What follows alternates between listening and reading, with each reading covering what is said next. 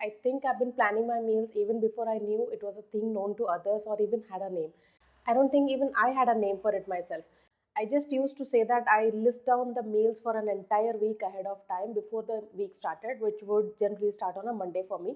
And I started to make a list of what I was going to prepare throughout the week because of one single biggest issue that I had at that time. I hated having to think of what should I make for dinner after coming back from a long day at work every single day. And I don't know about you, but I find it very difficult to switch off my work brain right after coming back from home, especially when I'm working on a very interesting project. Then I tend to think about that task even after having left my office. I used to work as a web developer coding the functional part of the program, so there used to be a lot of thinking to be done. And at this particular time, before I started making my weekly meal plans, I was working on a personal project on top of the company project work, automating some stuff that everybody was still doing manually.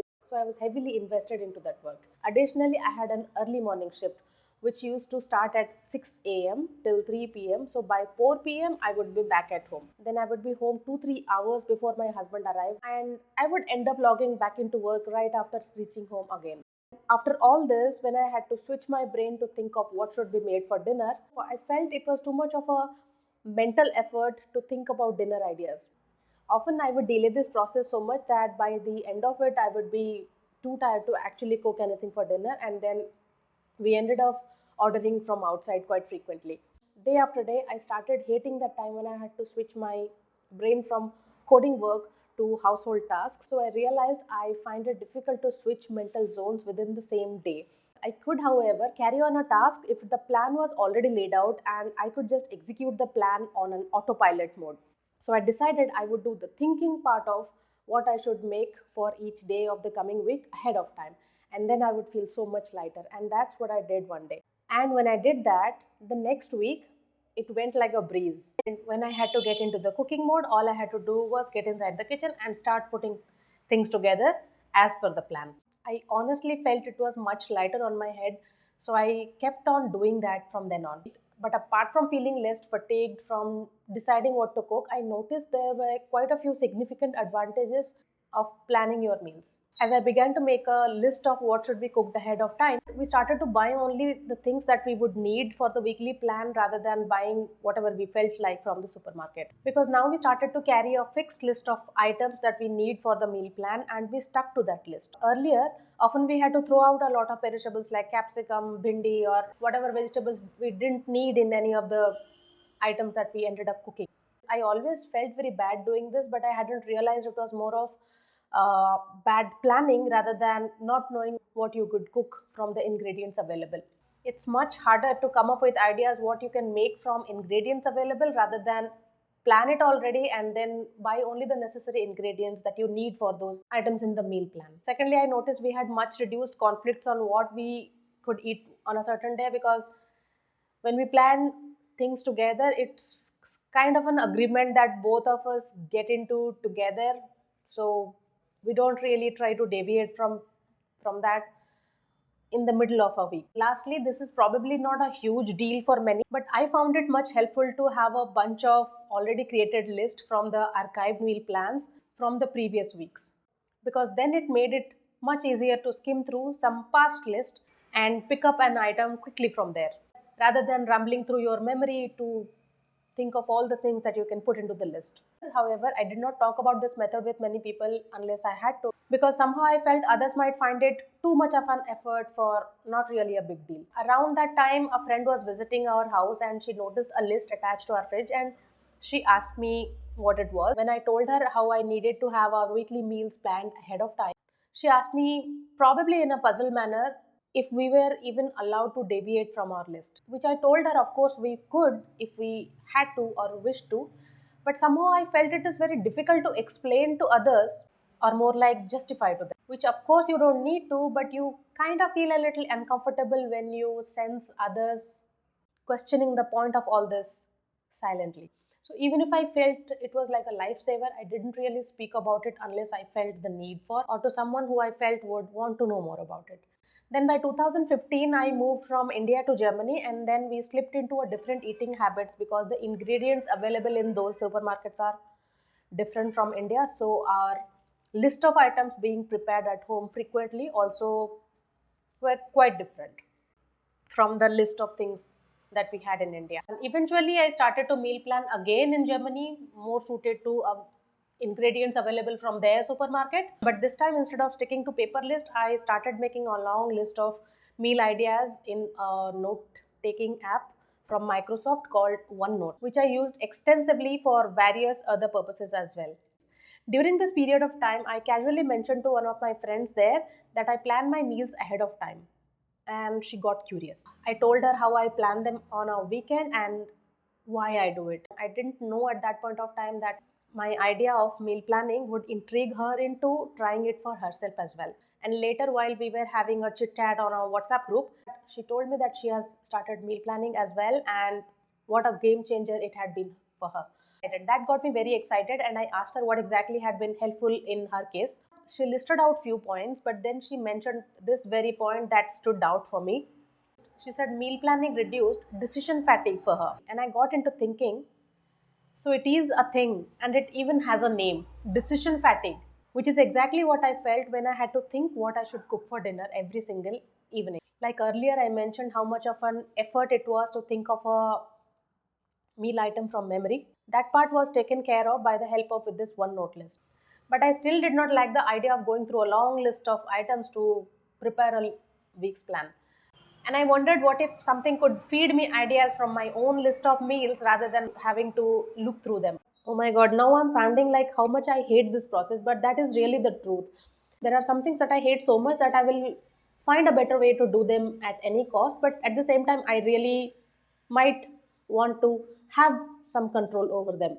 So, now going back to the idea of meal ideas being fed into me, I took the help of Excel and Excel formula.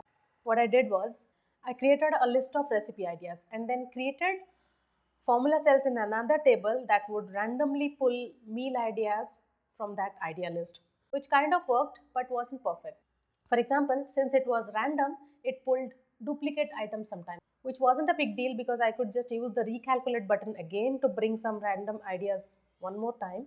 Of course, I could have gone more complex with my formula, but I didn't want to go too far into that because finally I thought now that would be too much. So I made it work. By the end of the year 2020, I had moved back to India from Germany, and eventually I moved into a rented apartment where I hired a cook who comes to my house once in a week and whose tasks involve buying vegetables, the list of which would have been provided by me, wash them, and lay them down on a clean towel for them to dry. Then after that, she would do some meal prep, which includes doing things like making a bunch of parathas that I can store in the fridge and reheat to go with some curries during the week, making some masala paste with the help of which I can just cook some curries quickly myself.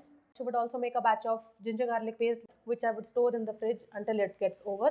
Then I get her to peel and keep garlic cloves in a small jar that I can quickly grab and add to whatever I need them for. I taught her how to make basic pasta sauce so I can have a jar of pasta sauce ready to begin with if I have to cook some pasta during the week.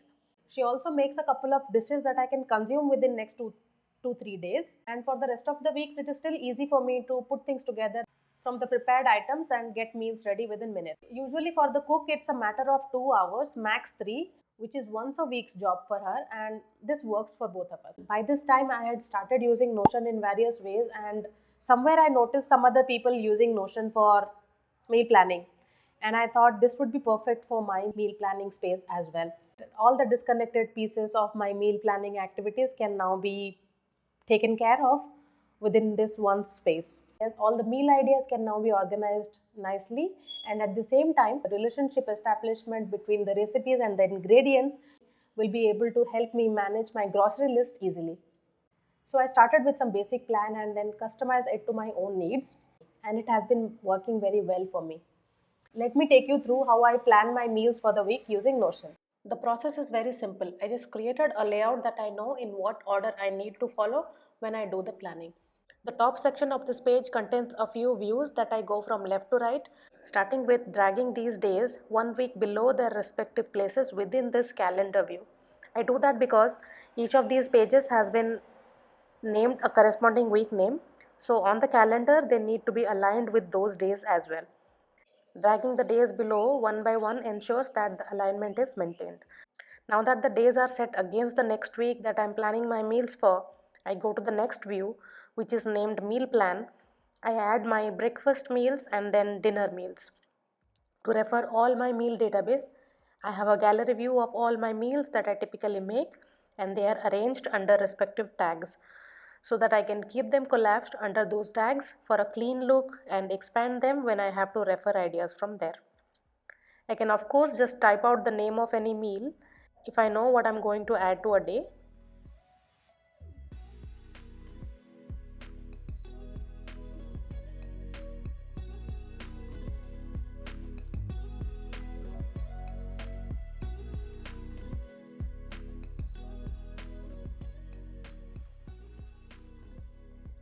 And I can add as many meals as I want to a specific meal time in any day of this week.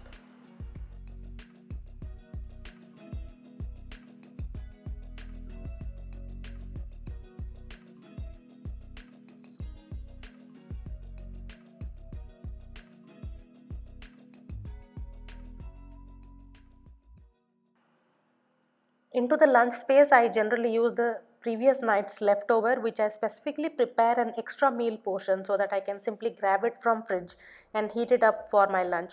But of course, this can have other meal ideas just like other columns if I do have something planned for a lunch time. For example, for weekends, lunch may be prepared instead of eating leftover in most cases. Apart from that, sometimes we eat at my parents' place, or if we have planned outing that I'm aware of, I just add that here as well. These are basically just the same records in the meal database, except they won't have any additional info added into their properties like ingredients, combined with, and so on. After being done with adding meals into the weekly table, I move to the next tab here, or view. Here I'll be able to see all the meals in the plan that have some pre-prep steps, which in many Indian dishes are quite common. Like for dosa, we have a step to soak for batter and then grind it to paste, or soaking pulses like dal before cooking them, or peeling or boiling something ahead of time. All these require various times, which I have added into a separate field here, having those time durations as a list. So whenever I add a meal into the database, after adding the ingredient list, I also update some kind of pre-prepping kind of step if the item calls for it, which then updates this field like this. So when I'm working on a view to set reminders, I can quickly add or update times for those meals with reminders into these date values showing up over here.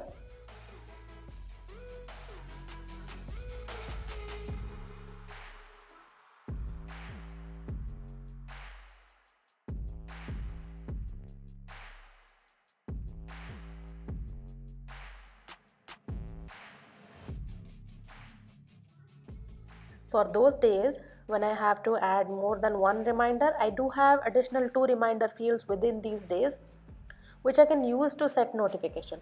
But generally, I don't bother with all the reminders within and focus on only the most important ones. For example, in this case, I would just take this item that requires 24 hours of pre-prep time and I add a reminder just for that. This much of preparedness works well for me. Actually, I have even tried to add reminder field to meal page itself, but I noticed to actually set reminders to those meals, I had to drill into each of the meals individually and it just slowed me down and caused more distraction. So this works better with respect to acting faster at the planning phase. On this last but one tab, I check the list of grocery items required for the week, which would have populated automatically as I selected the meals for the meal plan.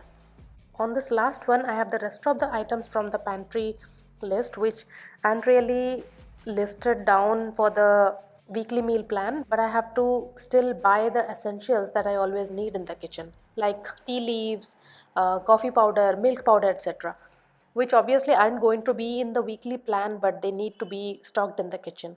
Finally, I prepare the meal prep list on the right by referring to the meal plan on the left side that I prepared.